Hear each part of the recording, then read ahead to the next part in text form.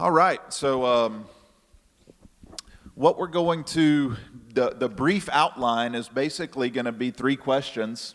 I'm going to ask Juan to share a little bit about his life, what God's done in his life, his testimony.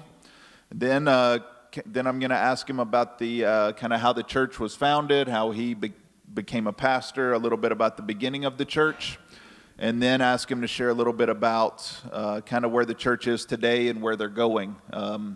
I've heard all of these stories, but I've heard all of this over probably 20 hours of conversation, and I'm super pumped for you to hear it, but I also realize we're going to go about an hour, so we'll see what happens. But let's just start there. So Juan, just tell us a little bit about maybe your early life and how the Lord brought you to himself. Okay, well, first of all, thank you for coming. It means a lot to us. About my own testimony, the Lord saved me when I was 26. This is a beautiful, beautiful story of grace because I was really involved in dark spiritual stuff, and I used to hate Christians. Not just that I didn't like them, I used to hate them at the point that in the company I was working with as a manager, I forbid to hire Christian people because I really didn't like them. So the Lord used my wife, which at the time she wasn't my wife, I didn't know her, but the two stories are very connected, how she came to be my wife, and at the same time how the Lord came to save me.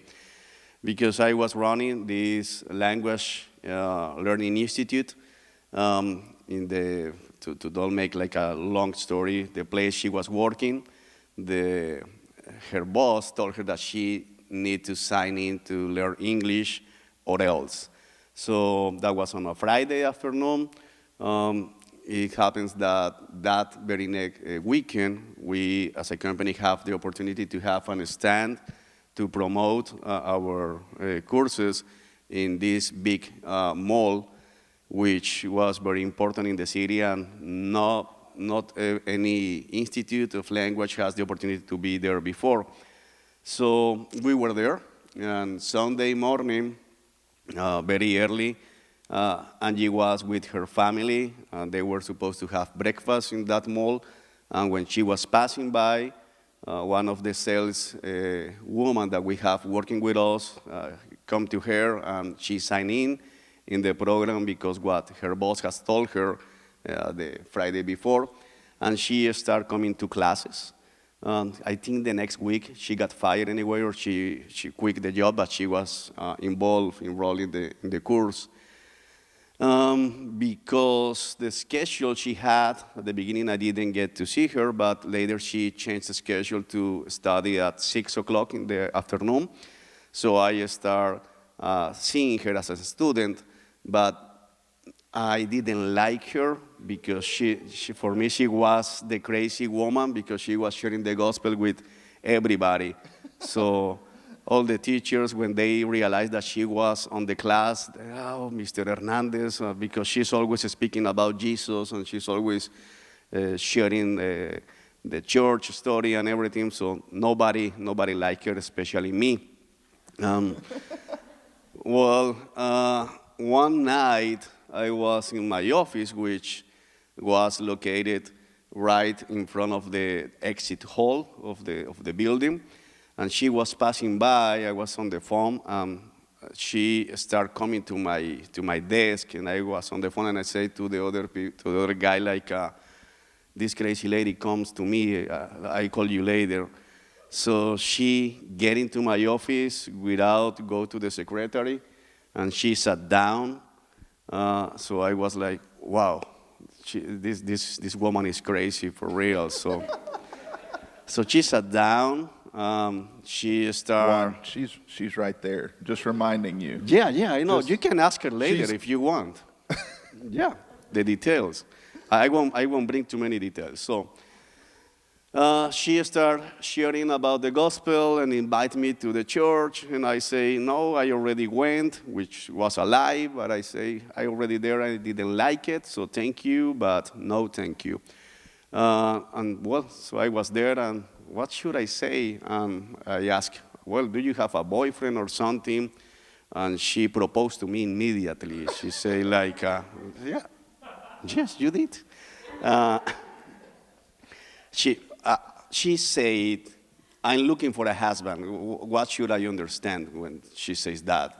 I'm asking that, and immediately she responds, I'm looking for a husband. So I thought she was Sounds crazy. like a proposal.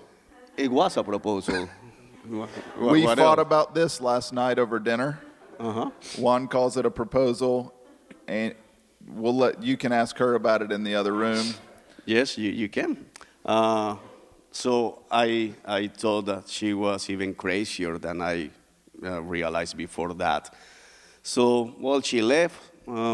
Couple of weeks after that. How old are you at this point? 26. Okay.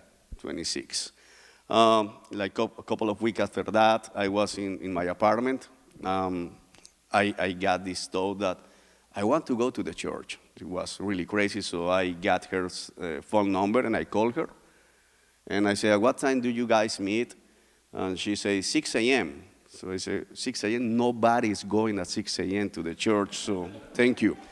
I will call you later. So I hung up and I say, why did I call her to go to the church? I don't like that.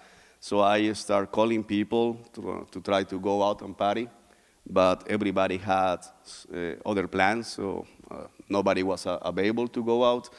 So I got stuck in my place, watching movies, but around 4 a.m. I woke up, like, wow, it's too early. I tried to get back to sleep, but I couldn't, and I got this like voice, like, go to the church. We are waiting for you. So I was like, well, this is crazy. So, but it was really hard. Like, go to the church. We're waiting for you.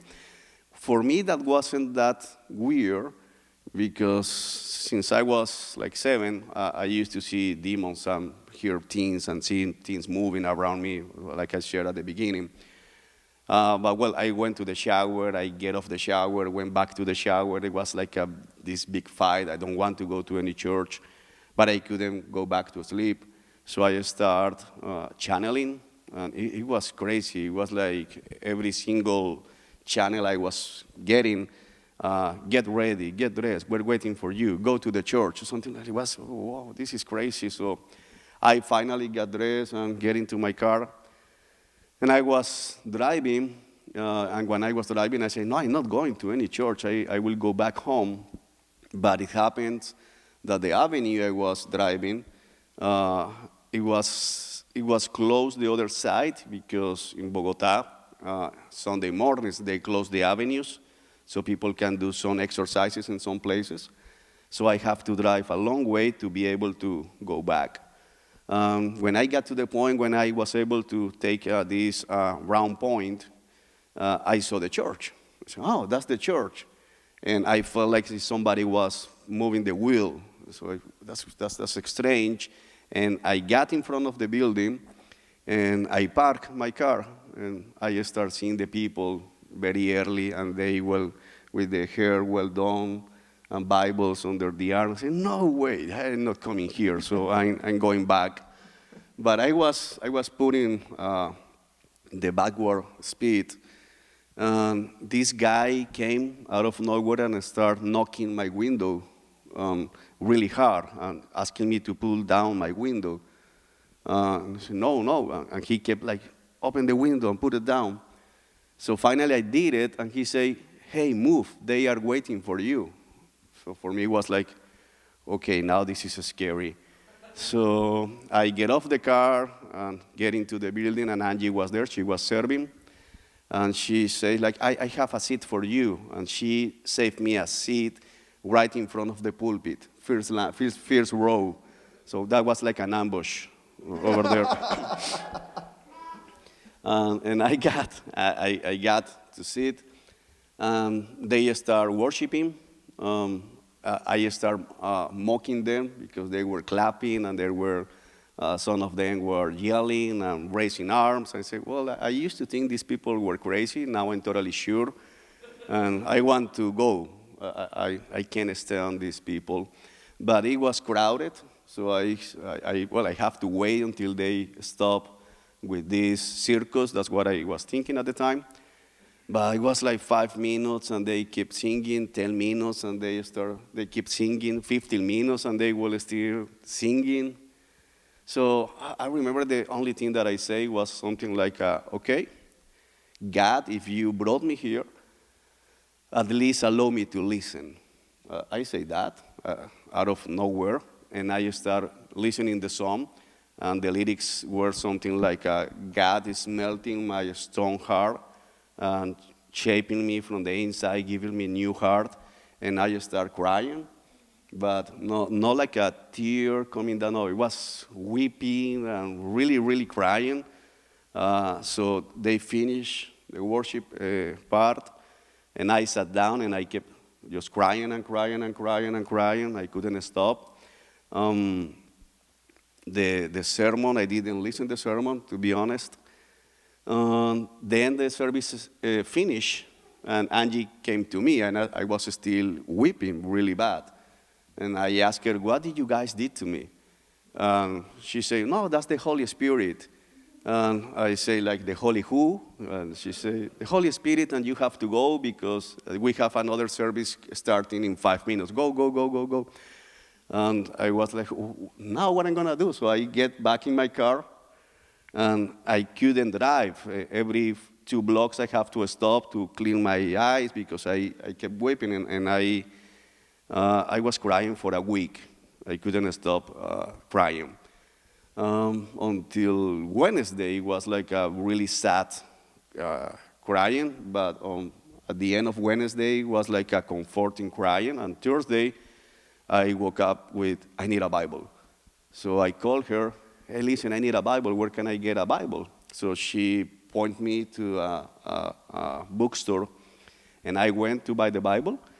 And I just picked any Bible, and I was about to pay, and this lady came and took the Bible out of my hands, and I was like, and she said, no, the Bible for you is this one. So I thought that maybe she was making better commission with the other Bible. So anyway, I paid the Bible, and I got home, and I started reading, and I couldn't stop reading. It was like, oh, this is great. And so I started reading and keep reading for about 2 or 3 days. And then I saw Angie, and she asked me, why did you get the Bible? I said, well, I told her the story. And she said, well, this is weird, because that's a ministry Bible. So I got all the marriage, funeral stuff, everything there. So I don't know, maybe the lady is making more money with this Bible. Yeah. So later I felt like I have to travel to the coast, to Caribbean coast. So I traveled. I thought I'm going crazy, really, because now I have to travel. So I traveled, and I spent like 6 days. I rent an apartment, and I start fasting. I feel like I have to fasting. So I did it, and at the end of those 6 days, I was like, okay, so according to this book, I'm Christian. What am I going to do? Because I hate Christians. And I'm one of them now, so how will I explain this to the people I work with, to my family? Because I really hate Christians, and I'm one of them now. So, well, after that conclusion, I come to the Lord and I say, well, Lord, you know, I have to get married right away because I know myself, I know where I come from, so I need a wife. The only Christian lady I know is Angie. So please, I need to get married Angie now. So I say, Lord, if you allow me to have her, I will take care of her. And I come back to Bogota, and I told her, listen, I think I'm going to marry you. So she said, you are totally crazy. Get out of here. So I said, well, I don't know, but I think that's going to happen. So I was just praying for it, to like try to understand if that was the move to do. That was the first week of December when I come back to Bogota. And 3 weeks after that, Angie traveled to Barranquilla, where we live. She was visiting her aunt. And I was like, okay, so what should I do? Because now she left. So the Lord used my youngest brother to say, well, what's happening to you? And he wasn't a believer at the time. So I shared with him, I think I have to marry this woman, but she left, I don't know what to do. And he said, well, propose, buy a ring, that's it. So, good idea. So I went to the jewelry store, and I was, at the time I make good money. So I was choosing this fancy ring, and I was about to pay for it. The salesman come to me and said, you know, I got this ring that has 3 diamonds, and that detail is important. It's half of the price, which makes no sense because he makes commission. But he says half of the price. And I say, well, there is a huge possibility she says no. So yeah, give me the cheaper one. that will be the one. So I got the 3 diamonds ring. And I get in my car next day and I start traveling. It's 2 days traveling to get to Barranquilla from Bogota by car. And the second day I was like 5 hours away and I called her. What are you doing? And she said, I'm reading this book that my aunt gave me this morning. It's a great book. What is it about? And she said, well, it's the story of this lady at the time when she wrote the story, she was old, but she was sharing her testimony. She was a pastor's wife, and the chapter Angie was reading was that how they get engaged, and the stories that she was traveling to visiting some family. The guy showed up without any advice. They were not dating, with a ring, and proposed. And she said yes. So I said, oh, okay. Might be. So I kept driving, and I asked a cousin of her to take her to a restaurant without telling her, and she didn't knew me, and she said okay. So everything was crazy. So I get to the restaurant, and she left, her cousin, and I asked the waiter, could you please give this ring to that lady over there? And I was walking behind the waiter, and she was in the table, and the waiter gave her the ring, and she opened the casket, and she saw the ring, and she asked, like, who? And so I get from the behind, me. And so she started looking the ring, and she said, are those diamonds? And I say, yeah. So she started counting, 1, 2, 3, real diamonds? And I said, yeah, why? Okay, yes. So for me at the time, it was like, okay. So she said yes, and she asked about the diamonds because she has been praying for a husband for 7 years. She have never shared with anybody, but she was asking like for a sign to the Lord, and she said, I will know that's the one because he will bring a diamond with a ring with 3 diamonds. So that's what happened, and that's the reason she said yes. So that's not like a story or example to follow, but so she said yes, and I say, well, we should start dating, because we are gonna get married. So 2 months after that, 2 months and a half after that, we got married. Next Saturday is gonna be 17 years from that. So that's, praise be the Lord for that. It was amazing. So that's pretty much our story of how I got saved and I got a wife at the same package.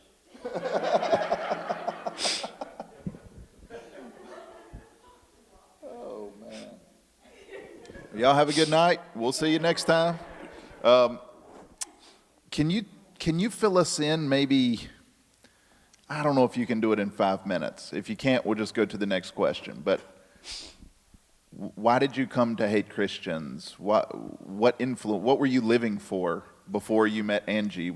How did you get to that point? Well, I think there are 2 main reasons. The big one is that I was really involved in New Age as a religion, and I used to practice like white magic. And I was totally convinced because I have masters and everything that I was like a spirit with 1,000 life. So they told me that the reason I was used to see like spirits around my bed yelling at me was because I in my past life, I became a master. Now I was trying to, sometimes I used to say, God, thank you. And immediately some spirit appeared in my bed, hit me.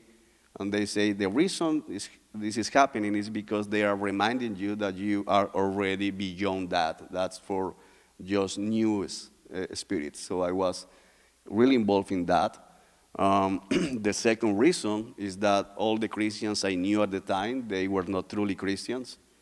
So I always catch them like doing really bad things. So I say, these people is hypocrites. Hypocrites? Hypocrite. Hypocrites, okay. Yeah, man. We'll just keep going. No one has any questions about any of that, I'm sure. Man, thank you for sharing that with us. That is a phenomenal story of God's grace and power, and one not to follow. Yeah. Kelsey, no. Sarita, Bryce, no. Blake, no. No. Oh, man, but God is good. It's funny, we can laugh, but that's amazing. So how do you get from there to being a pastor and being a church planter? Okay. Well, like 6 months after we got married, Angie come to me one day and she say, I forgot to tell you something. I just was praying for a husband with 3 diamonds rings. So I got like, okay, what else did you pray for? And she say, I was asking the Lord to marry a pastor, so you are going to be a pastor at some point. No, it's not going to happen. Never in life. Yes, you will. Yes, you will, because that was my prayer. So the Lord never give you the half. So I got the husband, the ring, so I will have the pastor as well. So, so I say, well, maybe you mistake. I wasn't the one to be married with, because I love Jesus. I want to serve the church, but I want to do it since my position as a businessman. No, never. I can see myself as a pastor. So, but she was pretty confident. Yes, you will. Eventually, you will be a pastor, and she was still praying for it. So, that was the first day I thought about. Oh man, maybe, because the Lord seems to be answering some of her requests in prayers. So, we got involved in the church. The pastor one time asked us to join the youth ministry, and a couple months after that, he asked us to be leading the youth ministry. I think that was the first time when I started considering, like... Is this the same church that you went to in Weeping, or a different church? The same church, but in a different city, because as soon as we got married, we moved to Barranquilla, where we engaged. So we were there and serving as leaders of youth ministry, and I started feeling like, I really like this. I really enjoy the time with the young people and the counseling, teaching in the ministry, the youth ministry meetings. So I started thinking like, this could be. But I don't want to do it for a life, so maybe I could be like part-time. I start thinking about it. But later after that, the church started making bad decisions, theologically speaking, so the church decided to move very bad into prosperity gospel theology. So they decide to they share to us as leaders that they will be just attending rich people, because they believe that was the calling the Lord has gave to them. Like, we don't want to see any poor people here. We just want to focus on the rich ones. That's our calling. But I say the pastor, I don't see that in my Bible. So I say, but that's our calling. So we decide to step aside the ministry while we were trying to figure it out, to see if they were going to do something else or just left the church. But in that time, the youth ministry was growing too much, and I was like being important part in the church. So I believe the pastor got like afraid when I say, no, I think we will be leaving the church. So he started making these stories that I was still practicing witchcraft and things like that. So we left the church in a bad way. So I say, well, that's too much of the pastor, so it's not going to happen.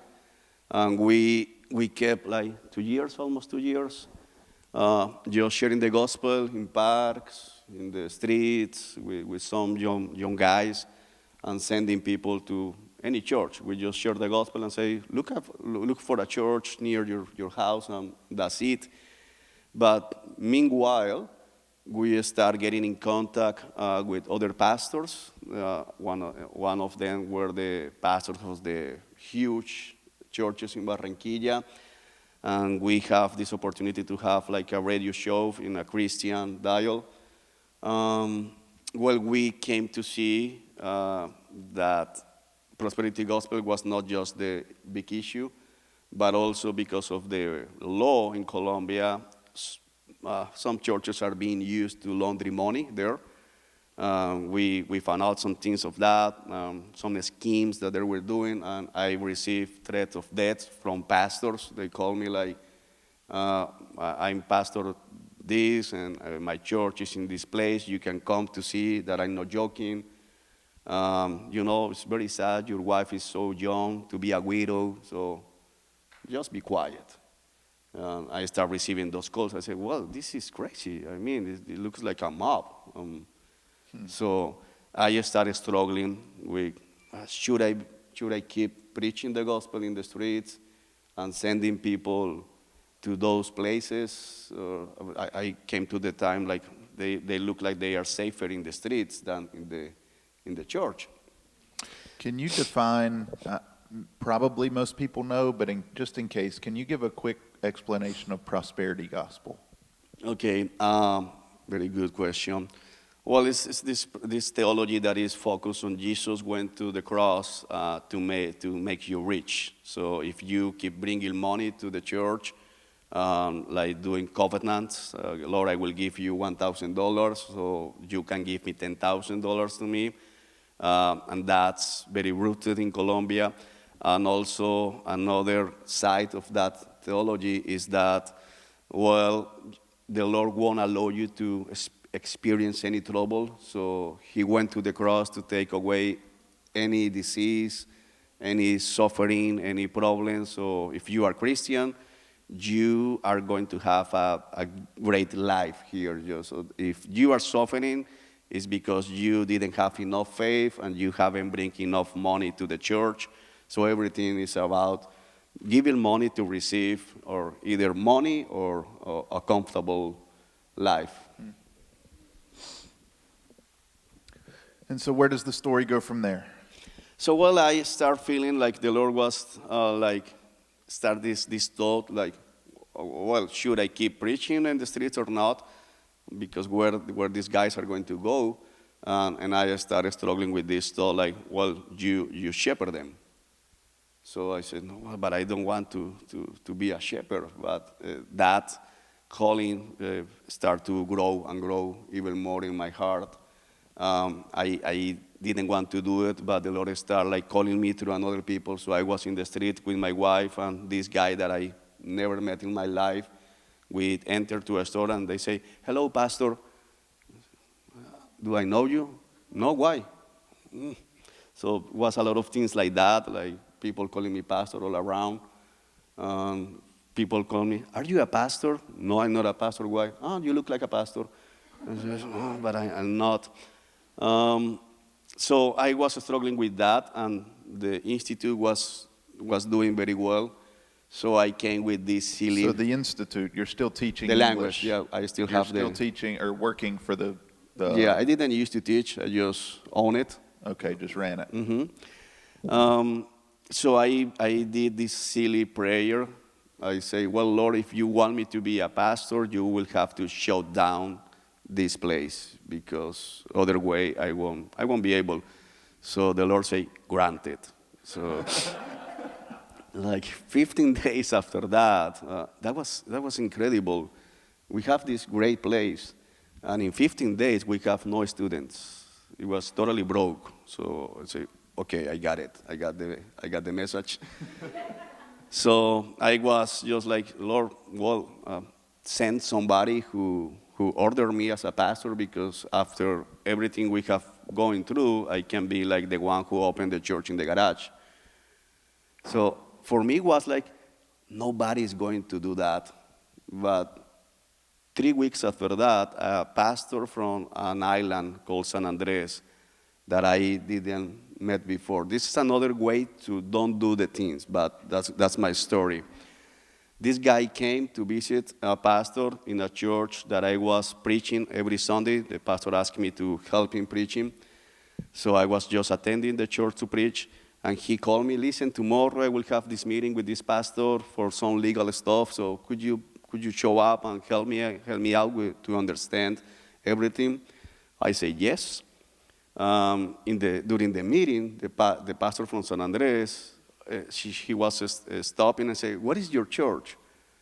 No, I have no church. So continue and then stop. But you're a pastor. No, I'm not a pastor. Well, the Lord is leading me to order you as a pastor. I was like, no, what am I going to do? So he said, if you want to, I can order you. I will prepare you in 3 weeks. So I say, well, what can I do? Or like, okay. So I talked to Angie, and she said, you are crazy. But that's what happened. So that's not the way to do it. But that's pretty much what happened. So my training was like how to deliver the soup, the bread and the wine. The Lord's Supper. The Lord's Supper. That was my training, how to collect the offerings and how to open the building. That was my training. That was totally crazy. So the guy ordered me, and he disappeared totally. So Ordained? Ordained. He ordained you. Yeah, ordained me. That's the word. Thank you. Yeah. And we planted the church. That was it. He ordained me. The next week, we have our first service. It was my wife, Sarita, and me, 5 young people who has no money at all. But they were there. Since the very beginning, I felt the Lord lead me like, you are going to be full-time on this. So I have the time to study. So like I did this silly request, I have no money. So I was working as a waiter, and they paid me with food. So I went from 11 until 3 p.m., just doing the tables, and they gave me the lunch and the dinner. That's pretty much how we were doing for the first months. Well, that was the way we planted the church. Not the way to do it, but that was pretty much. What year was that? That was 2010. So that's your current church. That's how it started. Yeah, that's how I started Mission. 11 years ago. 11 years ago. Wow. We're reconsidering our partnership. You should. Oh, man. I've heard these stories before, but they were more spread out. Now wow. Man, so take us through the last 11 years. Okay, well, so we planted the church. We were very full ourselves, because I say, like, I'm not here because of money, because I could be making good money out. And actually, like 3 months after planted the church with no money at all, my brother called me from Bogota. He said, this huge company that is coming to the country is already in Bogota.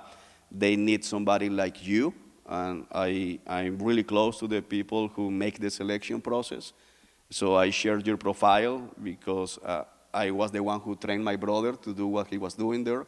So I told him, you were the one who trained me and that you speak English. So they want to hire you right away. And at the time was like $2,000 per month 11 years ago.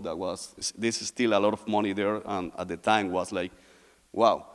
But my answers was, I'm a pastor, so no, I have a job to do. So because of that, I used to think like, I'm not after money, I'm not after power, so I'm good.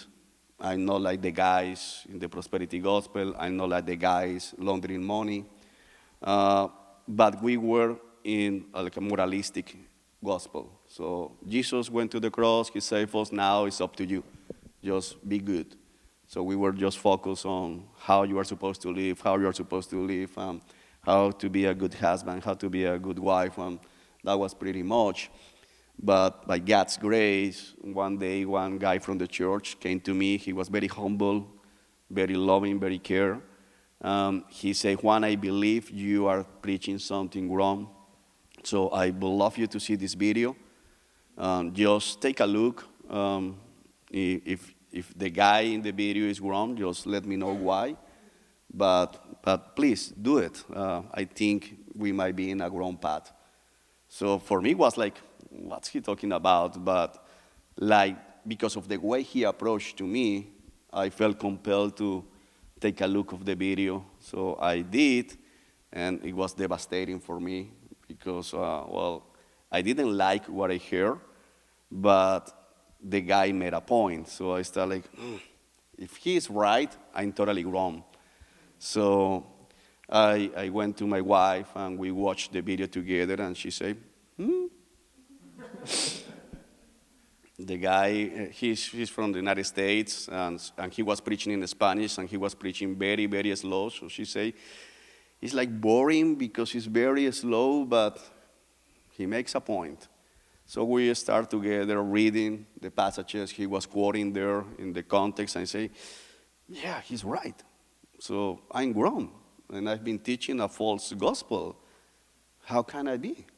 So we, because of English, through him, I went to another sermon and another pastor. So I finally got convicted of, well, it's not just about good intentions. So we start addressing the leaders in the church, start making like a transition process from a morality gospel to a really gospel-centered church. So that was the way. And we realized that we need help to do this transformation in the church.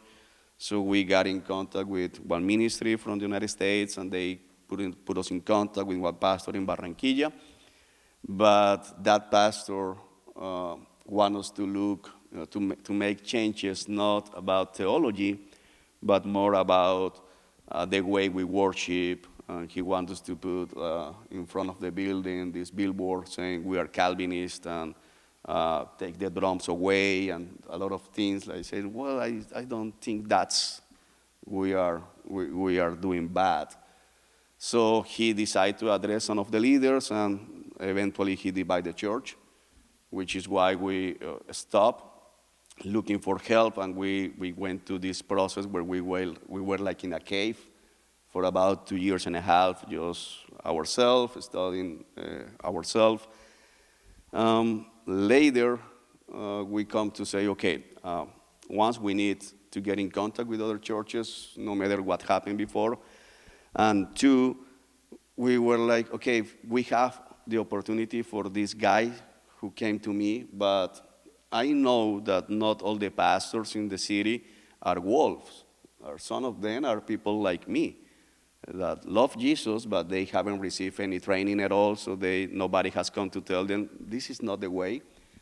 So how are they going to understand that if nobody teach them? So with other 3 men in the church, we start praying for 2 years. From Monday to Saturday, every day at 4:30 a.m., we were having this prayer conference by phone. And our only prayer was, Lord, please bring ministry to the city that can be a light and training in our region. So we were praying every day for 2 years, and nothing happened. So at some point, You should have gotten Angie to pray. It would have happened within a week. That was my mistake. So after 2 years, we decide, I don't know, some of us proposed, like, why don't we give it a try and try to do it ourselves? Which was very difficult because in Colombia it's very weird to have training. So almost every pastor there sharing stories like mine. Like they just planted church with no proper training. So we start praying again for another 6 months. Okay, Lord, should we do it? After 6 months, we felt like, okay, nobody has shown around. I designed this course of Christian story. So we did it. People in the church looks like they were learning. Start working with God's attributes as well. We could see like the people were receiving the training. What was the first course? Historical Cristianismo, Christians history. Okay. History of Christianity History of or history of Christianity. the Bible? No, history of Christianity. Okay. And God's attributes. Then God's So- attributes. So we were like that for a few months, just with the church, and we decided to go public. Say, okay, our idea was to be able to be a light. So we were expecting to have like 30, 40 people attending to our classes because we were a very small church, nobody knew us.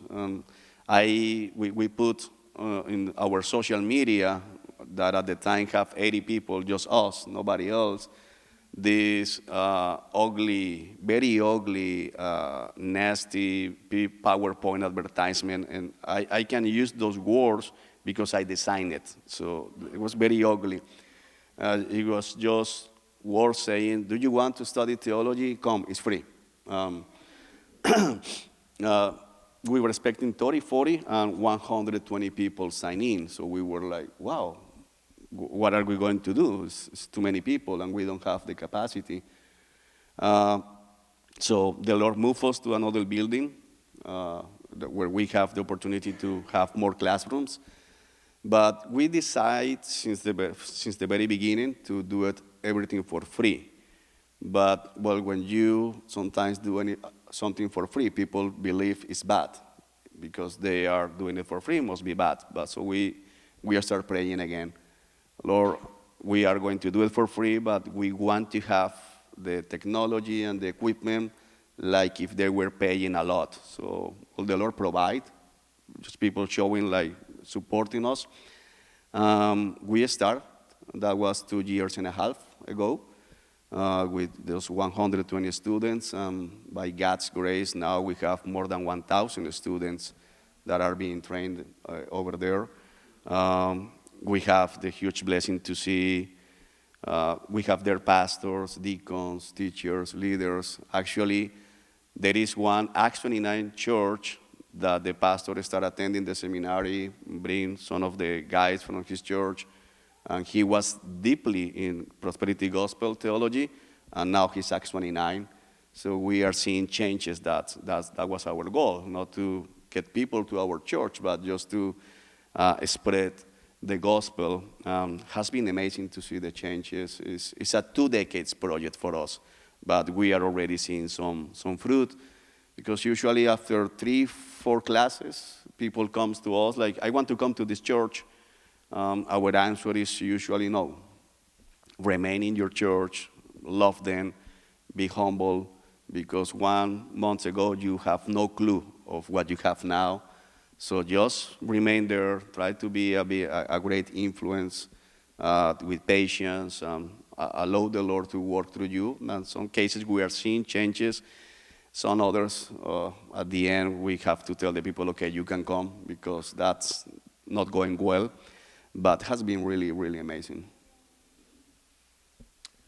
Isn't that awesome?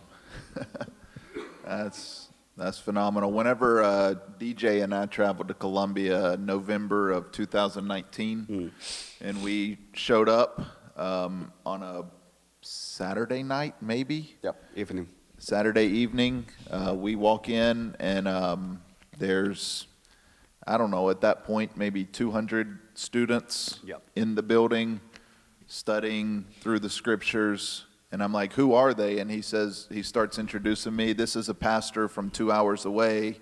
this is a deacon from a church down the street. This, I mean, just like, wow. And they, how many nights per week? Three nights a week? We have classes in 3 schedules, but people go once per week, 2 hours and a half, on Mondays night or Saturdays AM or evening. They're the options they have. The reading that they do at home as well. Yeah.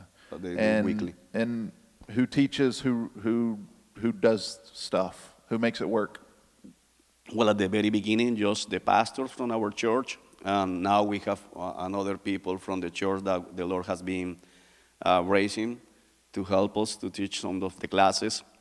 It has been amazing to see how the Holy Spirit is working, because there is this hunger for the word over there. Every single thing we say, we are going to have a conference about Scripture, is crowded. And when pastors visit us to bring some team, we are always out of space because all the students want to come at the same time. By God's grace, last October, we were able to start a new program that is pastoral training process. It's going to be a 1,010 hours classes program. We have 24 guys from 6 from our church, but the others are from different churches. They have the permission of the pastors, because we don't want to do at that level without the local churches. We believe that 6 or 8 out of those guys will be planting new churches in the next 2 years, which is amazing. Yeah. For us to see they are taking the classes on Friday nights since last October. So their pastors in church, one thing I was just so impressed by was what a commitment it takes for some of the pastors who work jobs. Some are full-time, but some work jobs, to teach 3 seminary classes per week. A sacrifice for the families, the wife, the kids, the pastors. And then since the seminary is a ministry of the church, the door greeters for every seminary student coming in was a church member. The refreshments, they had the kids in their church ran a little business to make some money for the kids and teach them how to run a business. So when the seminary classes are going, the kids are selling snacks and stuff like that. So it was really neat to see that it was the local church training pastors from all over the place. Yeah, and also I think it's fair and necessary to thank you, because as a church, as a local church, we are self-sustainable long time ago, but the seminary requests a lot of money, because, out of those 1,000 students, more than 1,000, we have, at this moment, 375 going to the building, and we have 600 something online. So we have people from the United States, Central America, South America, Europe, Africa. We have students in Afghanistan. That's crazy.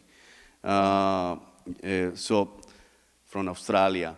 That will be impossible for us to do it without the financial support that you are providing through being faithful to your local church, because to continue doing that for free is a lot of money. So we tell the people this is free, but it has a high cost. So the church over there and those churches pray continually for you guys to be able to keep supporting us, because wouldn't be possible if you were not faithful giving to your local church. In that way, they are able to support the seminary over there. Praise the Lord that we can be a part of it. So every time anyone gives to you, can always give a direct gift to Juan or any of the other pastors that we partner with. But what he's saying is that every time you give to Sojourn, a portion of it's going to support the Pastoral Training Institute and the seminary over there. So, every time, whether it's automatic giving or putting it in the box or whatever, every time you give, you could even utter a prayer for them, because we're given to that. So. Yeah, it would be amazing. I have this thought that when you and they are in heaven, some of them will come to you and say thank you. because you support that training, and through that training I came to understand the truth. Through that training, my pastor understood the real gospel, and my whole family got saved. So you are taking part of that, because you can hear these stories and say, well, very cool what they are doing there.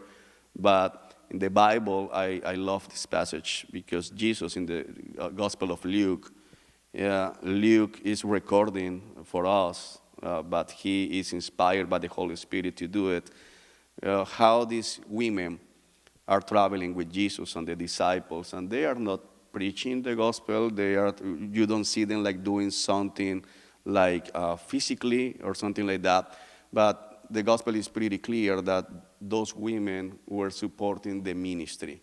So Jesus is God, and he could create money out of anything, but he decided to allow these women to be part of the gospel mission. So you are taking part on that. So when you hear about these 1,000 students, don't feel like they are doing that. No, we are doing that, because we wouldn't be able to pay the rent, because we have to have a bigger building to be able to train the guys, or the electricity, or the guy who is working full-time just to answer all the questions the students have every day, with tons of questions, tons of emails. So you are being an active part of what the Lord is doing down there. Let's see. Man, I have way more questions, but I want to respect everybody's time. How about where you shared this with me last night? I would love you to share with them just what God has got you excited about for the future. Yeah, well, and in January, we were like thinking, okay, what should be the next step? Because of COVID, we have seen a growth in the online process. And we received a notification from the landlords of the facility where we gather, requesting for us to give the building back by November 15th of this year. So we were like thinking, okay, maybe it's time to just get a small building just for the local church and just go online with everything. But we decided to give it a try and make another announcement, advertisement about new classes, because in April we will be graduating 130 people. It's our first graduation. Should happen before, but because of COVID we have to stop. So we were thinking like, okay, we're leaving, letting go 130, and maybe we can switch the other guys to online, some of them. But we did that 3 weeks ago. Until last week, we have 221 applications for people wanting to come to the building and receive, starting from zero. So we understood, no, this has to continue in both ways, on the place and also online. So now we are on the search of a new place, but it's not easy to find a place who can have like a big sanctuary for the times when we have the conference, and also to a lot of rooms. But what is really moving my heart, the burden that I have in my heart for the last 3 years, and I believe this is the opportunity, is that we will have to build something. The rural pastors in our region, if you think my story was crazy, their stories are even crazier. Because what usually happens in those small towns 2 hours away from our place is like somebody passed and shared the gospel, they left, and some of them decide to start a church. So they have no access to internet. Some of them, they barely read. So those churches are being driven just by emotions. They have no opportunity to receive any kind of training. And our towns are not like your towns. In our towns, especially in our region, they have like 3 electricity hours per day, water 2 times per week. So if we send somebody from us there, he will coming back in 1 week. They won't stay there probably. And if you think about taking one of those guys for 1 year, maybe they won't come back to their towns because they will taste the city and they say, oh, no, I want to be here, and they will be trained. So what we want to do is to build like 3 bedrooms in the new place where they can stay, a small kitchen, so we can bring them once per month for 2 or 3 days. And so we train them. We give them like a tablet uploaded with a lot of videos so they can study for 1 month and come back with us. And we think that's the way to do it because by the situation they have, if I host one of those pastors in my house, it will be more damage than good. They won't feel comfortable with us. So we believe if we do that, they won't come back the next month. But if we provide a place where they can be together with the pastors they usually relate with, will be much easier. So this is like a great opportunity for us to build those bedrooms, kitchen, bathrooms, so they can stay there. So that's what is our biggest need now, is that we have to find like a place where we can build a two-story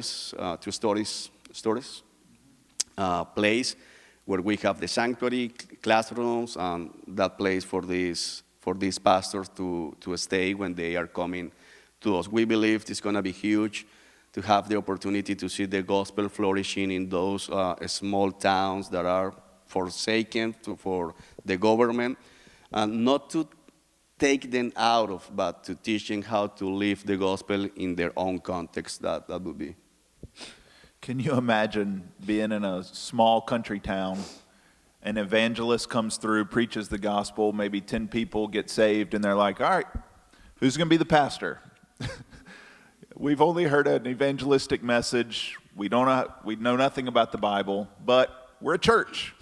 And I might be oversimplifying it, but that's a lot of what's happened. And that's why churches in rural areas of Colombia are often in huge error, but they just have no training. And so we'll pray for that, and love to be a part of it any way that we can. It was even saying last night that there will be no advertising for that online or anything, because the people who need it would never see it. They have a person in their church who's caught the vision for it and is retired. Well, yeah, that's a long story. But anyway, he's an older guy, and he says, I'm going to go travel to all these villages and find the pastors. And so it seems like it's not just Pastor Juan's desire and vision, but rural pastor training through the seminary seems to be something that God is stirring their hearts for. And so that's phenomenal. We're going to go just a few minutes long. We're going to go in the fellowship hall, and you can ask any questions, but I'm just assuming a few questions.